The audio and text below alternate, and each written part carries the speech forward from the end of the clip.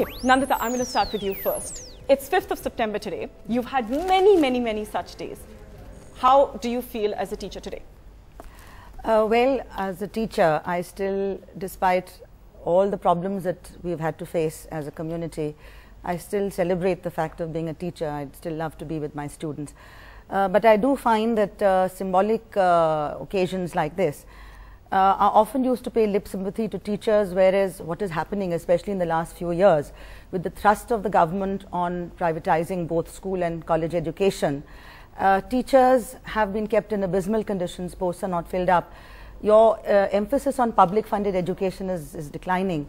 As a result of which these symbolic occasions only serve as a reminder of Dr. Radhakrishnan's ideals, where public funded education was extremely important and universities as a place of dialogue and free and fair, fearless exchange of ideas was extremely important. That is in danger today. If you'd like me to elaborate on that, I can elaborate a little later. In fact, Nandita, we had looked at that FIUP and, at the time when Delhi University was in fact holding a referendum, yes. There were cops on the spot who were actually pushing them all away because there was an attempt to in fact muzzle that form of protest. But before I come back to you, Nandita, I just want to bring in Shivam. Shivam, I know you've written a piece today talking about why Teachers' Day should be abolished. That's a bit harsh. Not today, there was some time ago. There was a few Teachers' Day ago. In fact, I've written many such pieces on many such Teachers' Day. Let me say that I agree with Dr. Nandita Narayan here that we don't need to pay lip sympathy to teachers on one day, especially for great teachers like Dr. Narayan. Let's have every day as Teachers' Day. What I'm saying here is that Teachers' Day in particular puts teachers on a certain pedestal, treats them like God, where students go and wish happy Teachers' Day and bow before teachers. This fosters a culture in our education system where we do not question teachers, where teachers are, they're a lot like God, and we do have a culture. But is that not a problem with us then?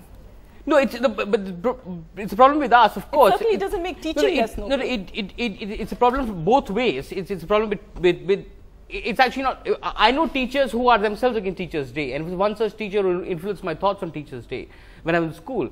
The problem here is that teachers then assume a kind of authoritarian role, and there is no dearth, therefore, of violence in our schools. You see, just in the last few months, the kind of cases that have happened, apart from the famous case of negligent teachers poisoning to death 23 school children in Bihar. We've had cases of teachers raping students, of beating them to death, of beating them or just slapping them so they go deaf in the ear. And this kind of Nandita. I think that Shivam has just picked out all the negative examples.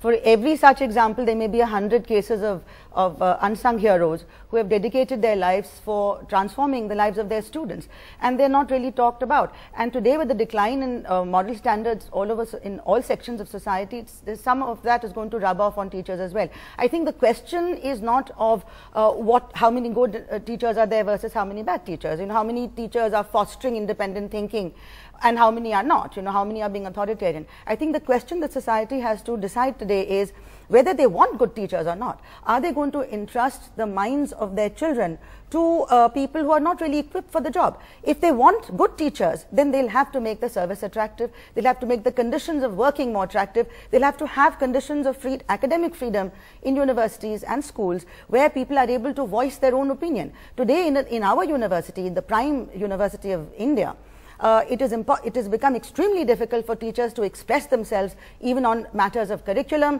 on matters of concerning evaluation, on matters concerning students. If they are not allowed to express themselves, how do they foster independent thinking in their students? If 5,000 teachers are kept ad hoc in the most abysmal conditions, you've seen these reports of the survey which have been coming out. Teachers are delaying getting married, having children. Their whole life is held up and they're living like bonded labor in this university. What would you expect from an education system like that? And why is it happening? It is happening because the government since 2009 in particular is planning to turn over public funded higher education to private parties, and this is all in preparation for that entry of foreign universities and private parties. Urmila, Nandita was earlier talking about so many of the issues that actually plague the education system today. I mean, it's certainly true that education is perhaps given the least amount of importance.